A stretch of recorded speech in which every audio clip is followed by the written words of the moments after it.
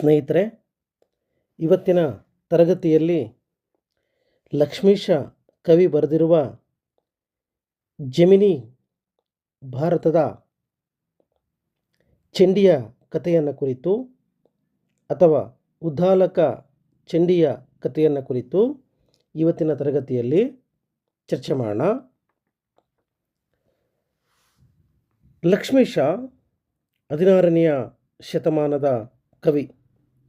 ಕ್ರಿಸ್ತಶಕ 1550 ಅವನ ಕಾಲ ಅಂತೇಳಿ ಹೇಳ್ತಾರೆ. ಇವನು ಚಿಕ್ಕಮಗಳೂರು ಜಿಲ್ಲೆಯ ಕಡೂರು ತಾಲೂಕಿನ ದೇವನೂರು ಗ್ರಾಮದವನು. ಇವನ ಆರಾಧ್ಯ ದೈವ ಲಕ್ಷ್ಮೀನಾರಾಯಣ. ಈತನ ತಂದೆಯ ಹೆಸರು ಅಣ್ಣಮಾಂಕ. ಭಾಗವತ ಸಂಪ್ರದಾಯಕ್ಕೆ ಸೇರಿರ್ತಕ್ಕಂಥ ಕವಿ ವಾರ್ಧಕ ಷಟ್ಪದಿಯಲ್ಲಿ ಜೈಮಿನಿ ಭಾರತವನ್ನು ಬರೀತಾರೆ. ಲಕ್ಷ್ಮೀಶನಿಗಿದ್ದಂತಹ ಬಿರುದುಗಳು ಕರ್ನಾಟಕ ಕವಿ, ಚೈತ್ರವನಚೂತ, ನಾದಲೋಲ, ಶೃಂಗಾರ ಚಕ್ರವರ್ತಿ, ಹೀಗೆ ಅನೇಕ ಬಿರುದುಗಳನ್ನು ಪಡೆದಿದ್ದ. ಸಂಸ್ಕೃತ ಜೆಮಿನಿ ಭಾರತವೇ ಲಕ್ಷ್ಮೀಶನಿಗೆ ಮೂಲ ಆಧಾರ. ಜೆಮಿನಿ ಭಾರತದ ಕಥಾನಾಯಕ ಶ್ರೀಕೃಷ್ಣ. ಮಹಾಭಾರತದ 18 ಪರ್ವಗಳಲ್ಲಿ ಅಶ್ವಮೇಧ ಪರ್ವ ಕೂಡ ಒಂದು. ಈ ಪರ್ವವನ್ನು ಸಂಸ್ಕೃತದಲ್ಲಿ ಜೈಮಿನಿಯು ಬೃಹತ್ ಕಾವ್ಯವನ್ನಾಗಿ ಅವನು ರಚಿಸಿದ್ದಾನೆ. ಇದನ್ನೇ ಕನ್ನಡಕ್ಕೆ ಲಕ್ಷ್ಮೀಶ ಕನ್ನಡ ಜೈಮಿನಿ ಭಾರತವನ್ನಾಗಿ ಕೆಲವೊಂದು ಬದಲಾವಣೆಗಳನ್ನು ಮಾಡಿಕೊಂಡು ಅನುವಾದ ಮಾಡಿರ್ತಕ್ಕಂಥದ್ದನ್ನು ನಾವಿಲ್ಲಿ ಗಮನಿಸ್ಬೋದು. ಸಂಸ್ಕೃತ ಜೈಮಿನಿ ಭಾರತವನ್ನು ಕುರಿತು ಒಂದು ದಂತಕಥೆ ಇದೆ. ಅದೇನು ಅಂತಂದರೆ, ವ್ಯಾಸ ಮಹಾಭಾರತವನ್ನು ವೈಶಂಪಾಯನನಿಂದ ಕೇಳಿದರೂ ಕೂಡ ಜನಮೇಜಯ ಅರಸನಿಗೆ ಸರ್ಪ ಹತ್ಯಾ ದೋಷದಿಂದ ಕುಷ್ಠರೋಗ ಅಂತಕ್ಕಂಥದ್ದು ಗುಣವಾಗೋದಿಲ್ಲ. ಹಾಗಾಗಿ ವ್ಯಾಸ ಶಿಷ್ಯರಾದ ಜೈಮಿನಿ ಮುನಿಗಳು ತಮ್ಮ ಭಾರತವನ್ನು ಅವನಿಗೆ ಕೇಳಿಸಿದಾಗ ಅದು ಸಂಪೂರ್ಣ ವಾಸಿಯಾಯಿತು. ಈ ಕಥೆಯೇ ಅಶ್ವಮೇಧ ಯಾಗದ ಕಥೆಯಾಗಿದೆ. ಹಾಗಾದರೆ ಇವತ್ತಿನ ತರಗತಿಯಲ್ಲಿ ಚಂಡಿ ಉದ್ದಾಲಕರ ಕಥೆ ಅಂತಾದರೂ ನೀವು ಭಾವಿಸ್ಬೋದು, ಅಥವಾ ಚಂಡಿಯ ಕಥೆ ಅಂತಾದರೂ ನೀವು ಇದನ್ನು ಕರ್ಕೋಬಹುದು. ಈ ಚಂಡಿಯ ಕಥೆಯ ಹಿನ್ನೆಲೆಯನ್ನು ನೋಡಿಕೊಂಡು ಇಲ್ಲಿ ಕೊಟ್ಟಿರ್ತಕ್ಕಂತಹ ಪಠ್ಯದಲ್ಲಿ ಬರ್ತಕ್ಕಂತಹ ವಿವರಗಳನ್ನು ಇವತ್ತಿನ ತರಗತಿಯಲ್ಲಿ ನಾವು ಚರ್ಚೆ ಮಾಡೋಣ. ಮಹಾಭಾರತದ ಯುದ್ಧವೆಲ್ಲ ಮುಗಿದ ಮೇಲೆ ಹಸ್ತಿನಾವತಿಯಲ್ಲಿ ರಾಜನಾಗಿ ಧರ್ಮರಾಯ ಆಡಳಿತವನ್ನು ನಡೆಸ್ತಾ ಇದ್ದರೂ ಕೂಡ ಅವನಿಗೆ ಮನಸ್ಸಿನಲ್ಲಿ ಸುಖ, ಶಾಂತಿ, ನೆಮ್ಮದಿ ಅಂತಕ್ಕಂಥದ್ದು ಕಾಣಿಸೋದಿಲ್ಲ. ಹಾಗಾಗಿ ಸೋದರರು, ಗುರು ಹಿರಿಯರು, ಬಂಧು ಬಾಂಧವರನ್ನು ಕೊಂದ ಪಾಪ ಪ್ರಜ್ಞೆ ಅವನನ್ನು ಬಹಳ ಬಾಧಿಸ್ತಾ ಇತ್ತು, ಬಹಳ ಕಾಡ್ತಾ ಇತ್ತು ಧರ್ಮರಾಯನಿಗೆ. ಹಾಗಾಗಿ ಪಾಪ ವಿಮೋಚನೆಗಾಗಿ ಅಶ್ವಮೇಧ ಯಾಗವನ್ನು ಮಾಡೋದಕ್ಕೆ ವೇದವ್ಯಾಸ ಮುನಿಗಳು ಧರ್ಮರಾಯನಿಗೆ ಹೇಳುತ್ತಾರೆ. ಆಗ ಆ ಸಮಯಕ್ಕೆ ಸರಿಯಾಗಿ ಬಂದಂತಹ ಶ್ರೀಕೃಷ್ಣನು ಕೂಡ ಅದಕ್ಕೆ ಸಮ್ಮತಿಯನ್ನು ಸೂಚಿಸ್ತಾನೆ. ಹಾಗಾಗಿ ಧರ್ಮರಾಯ ಅಶ್ವಮೇಧ ಯಾಗವನ್ನು ಕೈಗೊಳ್ತಾನೆ. ಅದರ ರಕ್ಷಣೆಗೆ ಅರ್ಜುನನ ಮುಂದಾಳತ್ವದಲ್ಲಿ ಸೈನ್ಯವನ್ನು ಕಳಿಸ್ತಾನೆ. ಕಷ್ಟದ ಸಮಯದಲ್ಲಿ ಶ್ರೀಕೃಷ್ಣ ಬಂದು ಅವನ ಸಹಾಯಕ್ಕೆ ನಿಲ್ತಾನೆ. ಹೀಗೆ ಕುದುರೆ ಸಂಚರಿಸಿ ಹಲವಾರು ಊರುಗಳನ್ನು ದಾಟಿ ವಿಂಧ್ಯಾಪರ್ವತಕ್ಕೆ ಬಂದು ಒಂದು ಬಂಡೆಯ ಬಳಿ ನಿಲ್ಲುತ್ತೆ. ಆಗ ಅರ್ಜುನ ಅಲ್ಲಿನ ಸೌಬರಿ ಮುನೀಶ್ವರ ಆಶ್ರಮಕ್ಕೆ ಭೇಟಿ ಕೊಟ್ಟು, ಕುದುರೆ ಯಾಕೆ ಮುಂದಕ್ಕೆ ಹೋಗ್ತಾ ಇಲ್ಲ, ಆ ಪರ್ವತದ ಕಲ್ಲಲ್ಲಿ ಯಾಕೆ ಅದು ಸಿಗಾಕೊಂಡಿದೆ ಅಂಥೇಳಿ ಆ ಸೌಬರಿ ಮುನಿಗಳನ್ನು ಅರ್ಜುನ ಕೇಳಿದಾಗ ಆ ಸೌಬರಿ ಮುನಿಗಳು ಚಂಡಿಯ ಕಥೆಯನ್ನು ಹೀಗೆ ಹೇಳ್ತಾರೆ. ಆ ಭಾಗವನ್ನು ಗಮನಿಸೋಣ. ಆಲಿಸರ್ಜುನ ಮುನ್ನ ವಿಪ್ರನೊಂಟೋರ್ವನು ದಾಲಕಾಕ್ಯಂ ತಿಳಿದನ ಕೆಳ ಶಾಸ್ತ್ರಂಗಳಂ ಮೇಲೆ ವೈವಾಹದೊಳ್ವದು ವಾದಳ ತಂಗೆ ಚಂಡಿಯಂಬಾಕೆ ಬಳಿಕ ಕಾಲಕಾಲದ ಜಪಾನುಷ್ಠಾನ ಪೂಜೆಗಳಿಗೆ ಆಲಸ್ಯಮ ಮಾಡದೆನ್ನ ಪರಿಚರ್ಯಗನು ಕೂಲೆಯಾಗಿರ್ದ ಮನೆವಾಳ್ತಿಯಂ ಸಾಗಿಪುದು ನೀನೆಂದೋಡಿತೆಂದಳ್. ಅಂತೇಳಿ ಬರುತ್ತೆ. ಅಂದರೆ ಇದರ ಅರ್ಥ ಏನು? ನೋಡು, ವಿಪ್ರ ಅಂದರೆ ಬ್ರಾಹ್ಮಣ. ಆಲಿಸ್ ಅರ್ಜುನ, ಎಲೆ ಅರ್ಜುನನೇ ಕೇಳು. ಉದ್ದಾಲಕ ಅಂತಕ್ಕಂತಹ ಋಷಿ. ಮನೆ ವಾಳ್ತೆ ಅಂದರೆ ಮನೆ ಕೆಲಸ, ಗೃಹ ಕಾರ್ಯ. ನೋಡಿ, ಹಾಗಾದರೆ ಈ ಭಾಗದಲ್ಲಿ ಏನು ಹೇಳ್ತಾರೆ ಲಕ್ಷ್ಮೀಶ? ಎಲೆಯ ಅರ್ಜುನನೇ ಕೇಳು, ಹಿಂದೆ ಪೂರ್ವದಲ್ಲಿ ಈಗಿನ ಬಂಡೆ ಇರುವ ಈ ಜಾಗದಲ್ಲಿ ಒಂದು ಆಶ್ರಮ ಅಂತಕ್ಕಂಥದ್ದು ಹಿಂದೆ ಇತ್ತು. ಆ ಆಶ್ರಮವನ್ನು ಯಾರು? ಉದ್ದಾಲಕನೆಂಬ ಬ್ರಾಹ್ಮಣ ನಡೆಸ್ತಾ ಇದ್ದ. ಆ ಉದ್ದಾಲಕನಂತಕ್ಕಂತಹ ಬ್ರಾಹ್ಮಣ ತಪಸ್ವಿ, ಅಖಿಲ ಶಾಸ್ತ್ರಂಗಳಂ ಅಂದರೆ ಸಮಸ್ತ ವೇದಶಾಸ್ತ್ರಗಳನ್ನು ಅಭ್ಯಾಸ ಮಾಡಿ ಪಾರಂಗತನಾಗಿರ್ತಕ್ಕಂಥವನು. ಮುಂದೆ ಚಂಡಿ ಎಂಬಾಕೆ ಅಂದರೆ ಮುಂದೆ ಅವನ ಗೃಹಸ್ಥಾಶ್ರಮವನ್ನು ಬಯಸಿ ಚಂಡಿ ಎಂಬಾಕೆಯನ್ನು ಅವನೇನಾಗ್ತಾನೆ? ಮದುವೆಯಾಗ್ತಾನೆ. ಮದುವೆಯಾದ ನಂತರದಲ್ಲಿ ಉದ್ದಾಲಕ ಅನ್ನುವ ಮುನಿ ಚಂಡಿಯನ್ನು, ಮಡದಿಯನ್ನು ಕೂರಿಸಿಕೊಂಡು ಹೀಗೆ ಹೇಳ್ತಾನೆ, ಪ್ರೇಮದಿಂದ ಎಲೆ ಪ್ರಿಯ ಚಂಡಿ, ನೀನು ನನಗೆ ಎಲ್ಲ ಕೆಲಸ ಕಾರ್ಯಗಳಿಗೂ ಸಹಕಾರಿಯಾಗು. ನಾನು ಮಾಡಬೇಕಾದ ಜಪತಪಗಳಿಗೆ ನೀನು ಸಹಾಯವನ್ನು ಮಾಡು. ನನ್ನ ಎಲ್ಲ ಕೆಲಸಗಳಿಗೂ ಕೂಡ ನೀನು ಸಹಾಯಕಳಾಗಿದ್ದು ಮನೆಯನ್ನು, ಗೃಹ ಕಾರ್ಯವನ್ನು ನೀನು ನಡೆಸ್ಕೊಂಡು ಹೋಗಬೇಕು ಅಂತೇಳಿ ಹೇಳ್ತಾನೆ. ಸಾಗಿಪ್ಪುದು ನೀನೆಂದುಡಿತೆಂದಳ್. ನೋಡು, ಯಾವಾಗ ಹಿಂಗೆ ಹೇಳ್ತಾನೋ ಹಾಗದಕ್ಕೆ ವಿರೋಧವಾಗಿ ಏನು ಹೇಳ್ತಾಳೆ? ಎಳ್ಳನಿತು ನಿನ್ನ ಮಾತಂ ಕೇಳ್ವಲೆಂದಣಿಕೆ ಗೊಳ್ಳದಿರ್ಪರಿಚ್ಚರಿಯೇ ಮನೆ ವಾಳ್ತು ಎಂದೆಂಬ ತಳ್ಳಿಯವಳಲ್ಲ ನೀನೆಂದುದಂ ಮಾಡೆನೆಂದ ಚಂಡಿಪೋರೆ ಮುಳ್ಳಿಡಿದ ಮರನೇರಿದಂತಾದು ದಿಹಿ ಪರಕಿ ದೊಳ್ಳಿತಾದುಪುದೆ ಬಂದುದು ತಪೋಹಾನಿಯಂ ದೊಳ್ಳೆಯೊಳ್ ಕೊಂಡೊಳ್ಗೊಂಡು ತೆರೆದೊಳ್ದು ದಾಲಕಂ ಚಿಂತಿಪಂ ಪ್ರತಿದಿನದೋಳ್. ಯಾವಾಗ ಇವನು ಮನೆ ಕೆಲಸವೆಲ್ಲ ನೀನು ನಡೆಸ್ಕೊಂಡು ಹೋಗಬೇಕು ಅಂತ ಪ್ರೀತಿಯಿಂದ ನೀನು ಮದುವೆ ಮಾಡ್ಕೊಂಡು ಬಂದಿದ್ದೀನಿ ಅಂತ ಹೇಳ್ತಾನೋ ಅದಕ್ಕೆ ವಿರೋಧವಾಗಿ ಚಂಡಿ ಹೀಗೆ ಹೇಳ್ತಾಳೆ, ನಾನು ನಿನ್ನ ಮಾತನ್ನು ಕೇಳ್ತೇನೆ ಅಂತೇಳಿ ನೀನು ತಿಳ್ಕೋಬೇಡ, ಪರಿಭಾವಿಸಬೇಡ. ನಿನ್ನ ಎಲ್ಲ ಕೆಲಸ ಕಾರ್ಯಗಳನ್ನು ನಾನು ಮಾಡೋದಕ್ಕೆ ಸಾಧ್ಯ ಇಲ್ಲ. ಆ ಮನೆ ಕೆಲಸದ, ಗೃಹ ಕಾರ್ಯದ ಆ ಕೆಲಸದ ಗೊಡವೆ ನನಗೆ ಯಾವುದು ಕೂಡ ನೀನು ಹಚ್ಚಬೇಡ ಅಂಥೇಳಿ ಚಂಡಿ ಹಠಮಾರಿಯಾಗಿ ಅವಳು ನಡ್ಕೊಳ್ತಾಳೆ. ಯಾವಾಗ ಹಠಮಾರಿಯಾಗಿ ನಡ್ಕೊಳ್ತಾಳೋ ಅವನ ಸ್ಥಿತಿ ಹೀಗಾಯಿತು ಅಂಥೇಳಿ ಸಾಲಲ್ಲಿ ಹೇಳ್ತಾರೆ, ಮುಳ್ಳಿಡಿದ ಮರನೇರಿದಂತಾದು ದಿಹ ಪರಕಿ. ಒಂದು ಮುಳ್ಳಿರುವ ಮರವನ್ನು ನೀವು ಕಷ್ಟಪಟ್ಟು ಹತ್ತಿರ್ತೀರ, ಮುಳ್ಳೆಲ್ಲ ಚುಚ್ಕೊಂಡಿರ್ತವೆ. ವಾಪಸ್ ಹತ್ತಿದ ಮೇಲೆ ಮೇಲಕ್ಕೆ ಹೋದರೆ ಇನ್ನೂ ಮುಳ್ಳು ಚುಚ್ಚುತ್ತವೆ, ಕೆಳಗಿಳಿಯಕ್ಕೆ ಹೋದರೆ ಮತ್ತೆ ಮುಳ್ಳಿದ್ದಾವೆ. ಅಂದರೆ ಆ ಕಡೆಗೂ ಹೋಗೋಕ್ಕಾಗಲ್ಲ, ಇಳಿಯೋದಕ್ಕೂ ಆಗಲ್ಲ. ಒಂದು ರೀತಿ ಬಿಸಿ ತುಪ್ಪ ಇದ್ದ ಹಾಗೆ, ಉಗಳಕ್ಕೂ ಆಗಲ್ಲ, ನುಂಗಕ್ಕೂ ಆಗಲ್ಲ.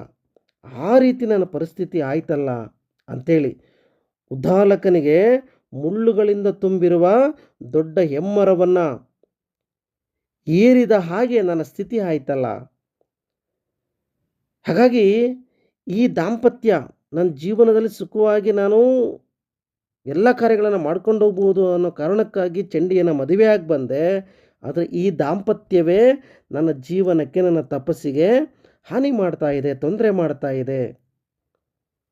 ಒಂದು ರೀತಿಯಲ್ಲಿ ಕಿಬ್ಬದಿಯಲ್ಲಿ ಚುಚ್ಚಿಕೊಂಡ ಬಾಣದ ಹಾಗೆ ಅದು ನನ್ನನ್ನು ಬಾಧಿಸ್ತಾ ಇದೆಯಲ್ಲ ಅಂಥೇಳಿ ಉದ್ದಾಲಕ ಪ್ರತಿದಿನ ಅವಳ ನಡವಳಿಕೆಯಿಂದ ಚಿಂತಾಕ್ರಾಂತನಾದ. ಹಾಗಿದ್ದಾಗ ಒಂದು ದಿನ ಅವನ ಮನೆಗೆ ಯಾರು ಬರ್ತಾರೆ? ಇಂತಿರುತ್ತಿರಲ್ಕೆ ಕೌಂಡಿನ್ಯನೆಂಬೋರ್ವ ಮುನಿ ತನ್ನ ಮನೆಗೆ ಬರಲಾತನಂ ಸತ್ಕರಿಸಿ ಚಿಂತೆ ವೆತ್ತಿರಲವನಿದೆನೆಂದು ಬೆಸಗೊಂಡೊಡವಳ ಪ್ರತಿಕೂಲತೆಯನು ಆಂತರಿಸದೆಲ್ಲಮಂ ಪೇಳ್ದೊಡವನಿದಕ್ಕೆ ನೀಂ ಮುಂತೆ ವಿಪರೀತಮಂ ಮಾಡಲಾದಪ್ಪದೆಂದು ಸಂತಾಪಮಂ ಬಿಡಿಸಿ ಬೀಳ್ಕೊಂಡವಂ ತೀರ್ಥಯಾತ್ರೆಗೈದಿದನಿತ್ತಲ್. ನೋಡೋನ್ ಮನೆಗೆ ಕೌಂಡಿನ್ಯನೋ ಮುನಿ ಬರ್ತಾನೆ. ಆ ಮುನಿ ಬಂದಾಗ ಇವನು ಆ ಮುನಿಗೆ ಸತ್ಕಾರವನ್ನು ಮಾಡ್ತಾನೆ. ಆ ಮುನಿಶ್ರೇಷ್ಠನಿಗೆ, ಕೌಂಡಿನ್ಯ ಅನ್ನೋ ಮುನಿಗೆ ಅವನು ಸತ್ಕಾರವನ್ನು ಮಾಡ್ತಾನೆ. ಸತ್ಕಾರವನ್ನು ಅವನಿಂದ ಪಡೆದ ನಂತರದಲ್ಲಿ ಈ ಉದ್ಧಾಲಕ ಚಿಂತಾಕ್ರಾಂತನಾಗಿ ಇರೋದನ್ನು ಗಮನಿಸಿ, ಈ ನಿನ್ನ ಚಿಂತೆಗೆ ಕಾರಣ ಏನು ಹೇಳು ಉದ್ಧಾಲಕ ಮುನಿಗಳೇ ಅಂತ ಕೇಳಿದಾಗ, ತನಗಾಗಿರುವ ಅನುಕೂಲತೆ, ನಾನು ಏನೇನೋ ಆಸೆಗಳನ್ನು ಇಟ್ಟುಕೊಂಡು ಚಂಡಿಯನ್ನು ಹೆಣ್ಣುಮಗಳನ್ನು ಮದುವೆ ಮಾಡಿಕೊಂಡು ಬಂದೆ, ಆದರೆ ಅವಳಿಂದ ನನಗೆ ಯಾವುದೇ ರೀತಿಯ ಉಪಯೋಗ ಆಗ್ತಾ ಇಲ್ಲ. ಎಲ್ಲವೂ ಅವಳು ವಿರೋಧವಾಗಿ ನಡ್ಕೊಳ್ತಾ ಇದ್ದಾಳೆ. ಪ್ರತಿಕೂಲತೆ, ಅನಾನುಕೂಲತೆಯಿಂದ ಅವಳು ನಡ್ಕೊಳ್ತಾ ಇದ್ದಾಳೆ. ವಿಪರೀತಮಂ, ತದ್ವಿರುದ್ಧವಾಗಿ ಅವಳು ನನ್ನ ಹತ್ರ ನಡ್ಕೊಳ್ತಾ ಇದ್ದಾಳೆ ಅಂಥೇಳಿ ಅವನು ಕೌಂಡಿನ್ಯ ಮುನಿಗಳ ಮುಂದೆ ಉದ್ಧಾಲಕ ಹೇಳ್ಕೊಂಡಾಗ, ಆಗ ಉದ್ಧಾಲಕ ಮುನಿಗಳು ಅದನ್ನೆಲ್ಲವನ್ನ ಕೇಳಿಕೊಂಡು, ಮುಂತೆ ವಿಪರೀತಮ ಮಾಡಲಾದಪ್ಪುದೆಂದು ಸಂತಾಪಮಂ ಬಿಡಿಸಿ ಬೀಳ್ಕೊಂಡವಂ ತೀರ್ಥಯಾತ್ರೆಗೈದಿದನಿತ್ತಲ್. ಅದಕ್ಕೊಂದು ಉಪಾಯವನ್ನು ಹೇಳ್ತಾರೆ ಅವರು.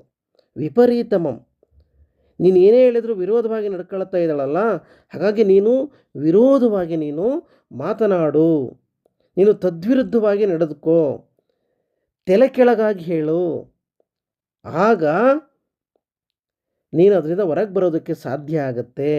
ಅವಳು ನೀನು ಹೇಳ್ದ ಕೇಳ್ತಾಳೆ ಅಂಥೇಳಿ ಅವನನ್ನು ಸಮಾಧಾನ ಮಾಡಿ ಕೌಂಡಿನ್ಯ ಮುನಿ ತೀರ್ಥಯಾತ್ರೆಗೆ ಹೊರಟೋಗ್ಬಿಡ್ತಾನೆ. ಅಂದರೆ ಈಗ ನಿನಗೆ ಕುಡಿಯೋದಕ್ಕೆ ನೀರು ಬೇಕು. ನೀರು ಬೇಕು ಅಂತಂದರೆ ನೀನೇನು ಹೇಳಬೇಕು, ನನಗೆ ನೀನು ಇವತ್ತು ನೀರು ಕೊಡಬೇಡ ನೋಡು ಅಂತ ನೀನು ಹೇಳಿದರೆ, ಅವಳು ಅವಾಗೇನು ಮಾಡ್ತಾಳೆ, ನೀರು ತಂದು ಕೊಡ್ತಾಳೆ. ಒಂದು ವೇಳೆ ನೀನು ನೀರು ತಂದು ಕೊಡು ಅಂತಂದರೆ ಅವಳು ತಂದು ಕೊಡಲ್ಲ ಅಂತಾಳೆ.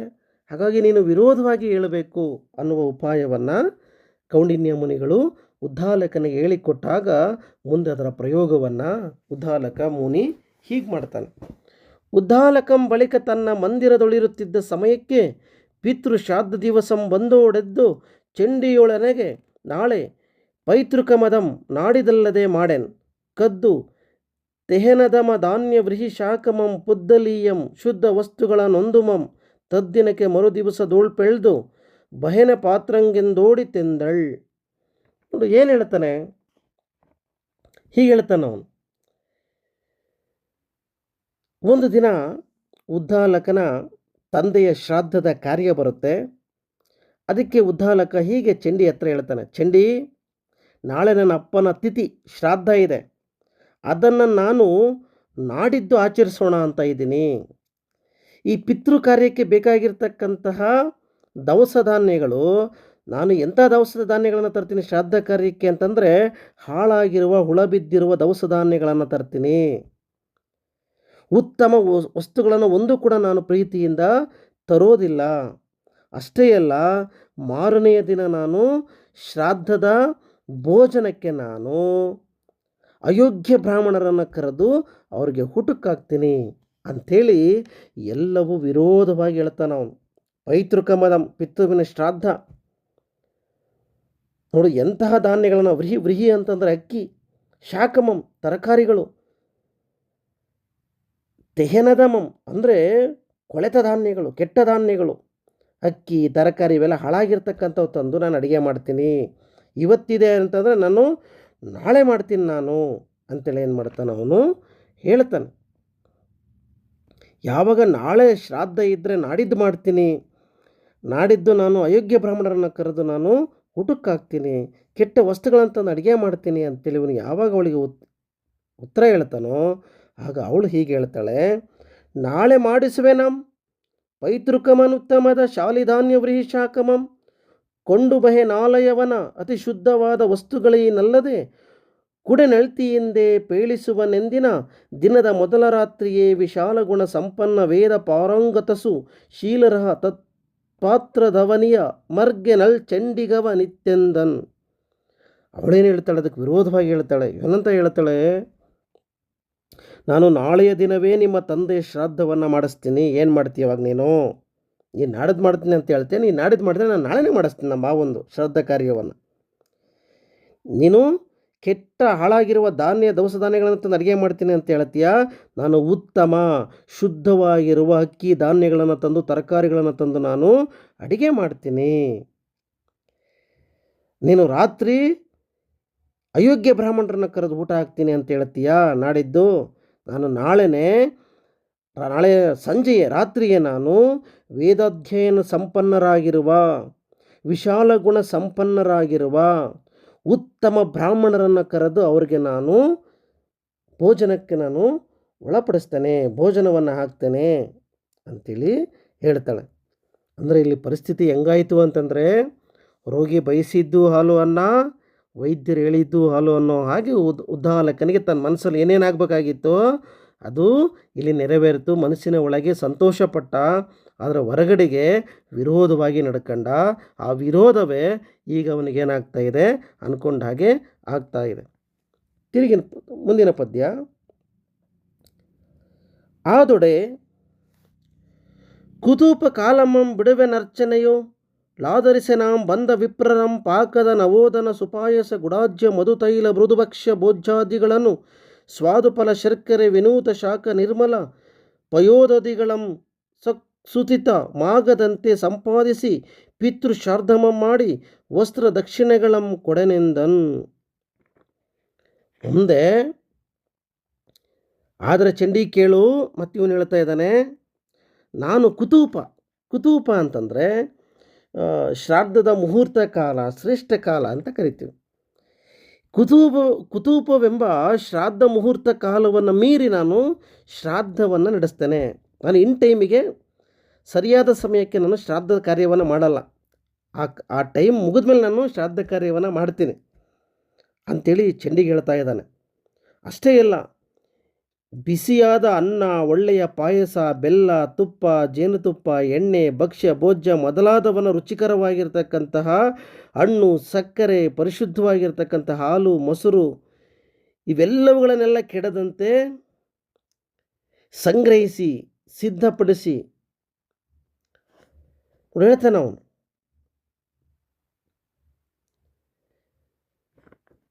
ಸಂಗ್ರಹಿಸಿ ಸಿದ್ಧಪಡಿಸಿ ಪಿತೃಶ್ರಾದ್ದವನ್ನು ನಾನು ನಡೆಸ್ತೀನಿ. ನಾನಾ ವಿಧದ ಧಾನ್ಯ ದಕ್ಷಿಗಳೊಂದನ್ನು ಕೂಡ ನಾನು ಯಾರಿಗೂ ಕೂಡ ಕೊಡೋದಿಲ್ಲ.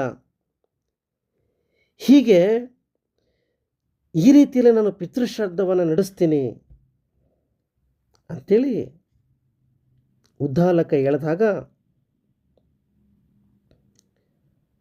ಅದಕ್ಕೆ ವಿರೋಧವಾಗಿ ಚಂಡಿ ಹೀಗೆ ಹೇಳ್ತಾಳೆ. ಏನಂತ?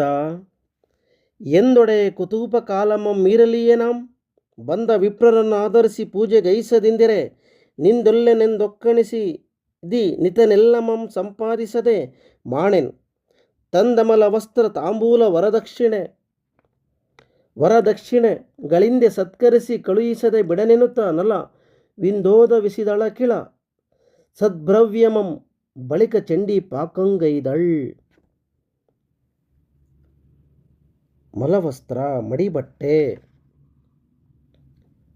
ಅಖಿಲ ಎಲ್ಲ ದ್ರವ್ಯ, ಉತ್ತಮವಾಗಿರ್ತಕ್ಕಂಥ ವಸ್ತುಗಳು, ಪಾಕ ಅಂದರೆ ಅಡಿಗೆ ಮನೆ. ನೋಡಿ ಇಲ್ಲಿ ಏನು ಹೇಳ್ತಾ ಇದ್ದಾಳೆ ಅವಳು,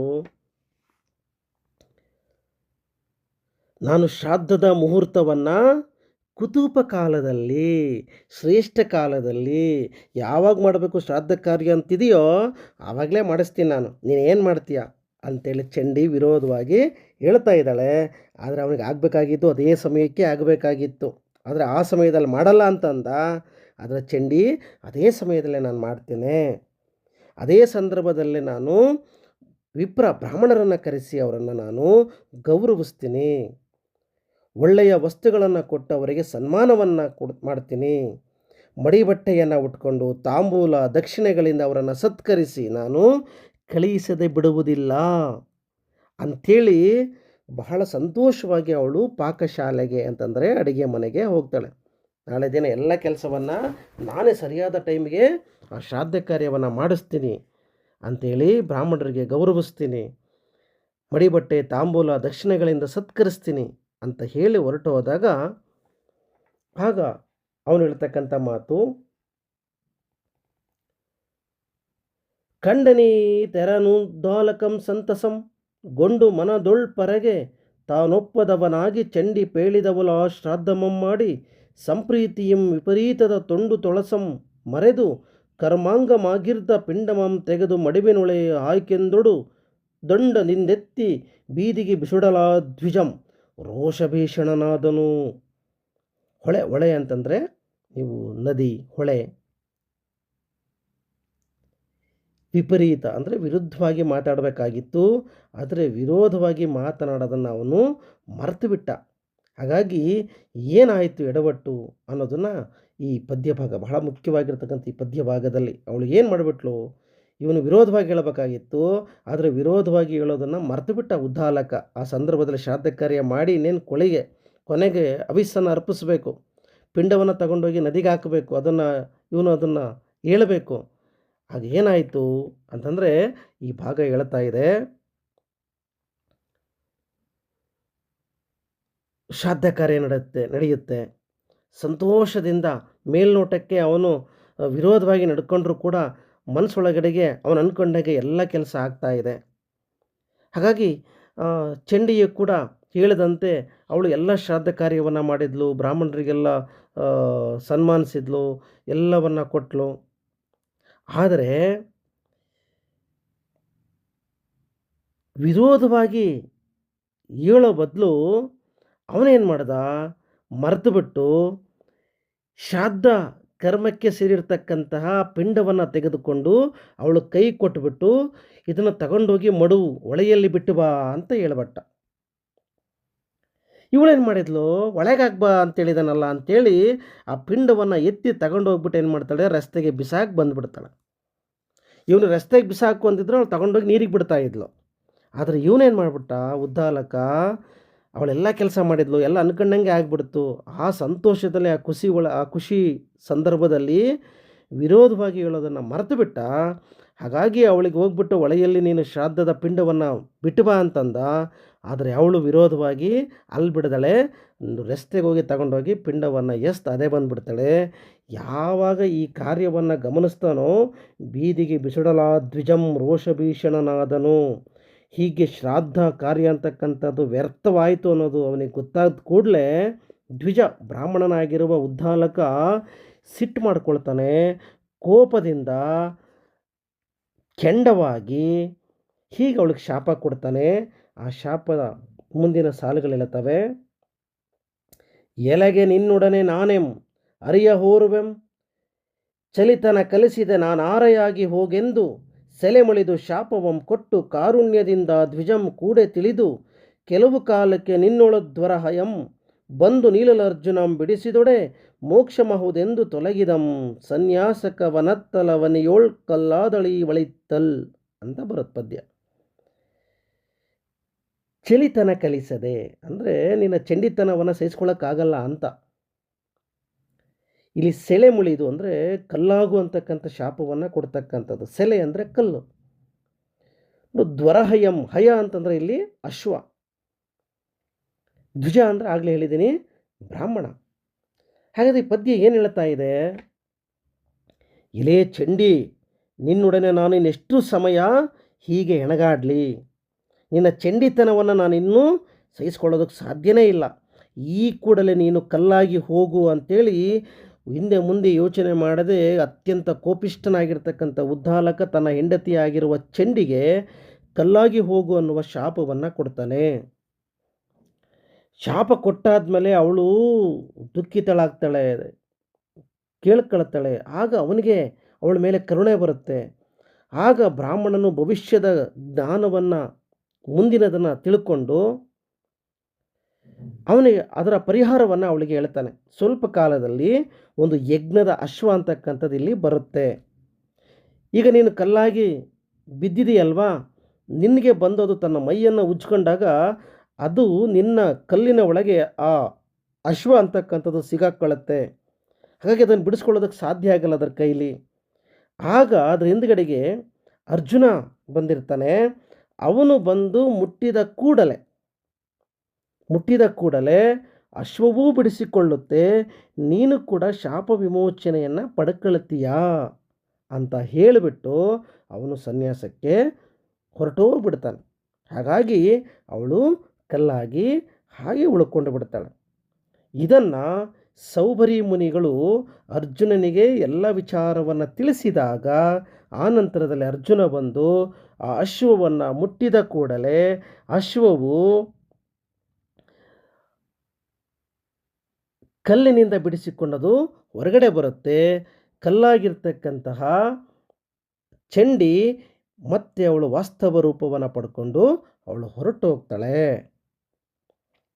ಇದಿಷ್ಟು ಕೂಡ ಉದ್ದಾಲಕ ಮತ್ತು ಚಂಡಿಯ ದಾಂಪತ್ಯದ ಕತೆ.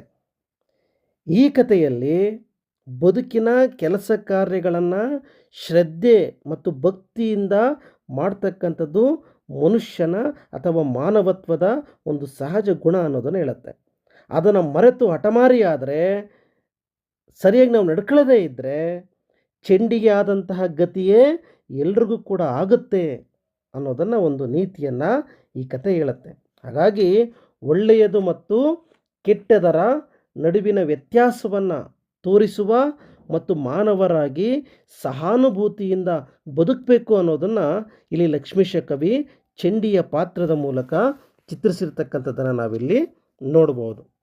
ನಿಮಗೆ ಪರೀಕ್ಷೆಯಲ್ಲಿ 2 ಅಂಕಗಳಿಗೆ ಕವಿ ಪರಿಚಯದ ಮೇಲೆ ಪ್ರಶ್ನೆ ಕೇಳ್ಬೋದು, ಅಥವಾ ಈ ಪಠ್ಯದಲ್ಲಿ ಬರ್ತಕ್ಕಂಥ ಪ್ರಮುಖ ಸಾಲುಗಳು, ಮುಳ್ಳಿಡಿದ ಮರನೇರಿದಂತಾದುದಿಹ ಪರಕಿ, ಅಥವಾ ಪಿತೃ ಶ್ರಾದ್ದಮ ಮಾಡಿ ವಸ್ತ್ರ ದಕ್ಷಿಣೆಗಳಂ ಕೊಡೆನೆಂದನು, ಅಥವಾ ಬೀದಿಗೆ ಬಿಸುಡಲಾದ್ವಿಜ ರೋಷಭೀಷಣನಾದನು. ಈ ಥರದ ಸಾಲುಗಳನ್ನು ಪರೀಕ್ಷೆಯಲ್ಲಿ ಕೇಳೋದಕ್ಕೆ ಸಾಧ್ಯತೆ ಇರುತ್ತೆ ಸಂದರ್ಭಕ್ಕೆ.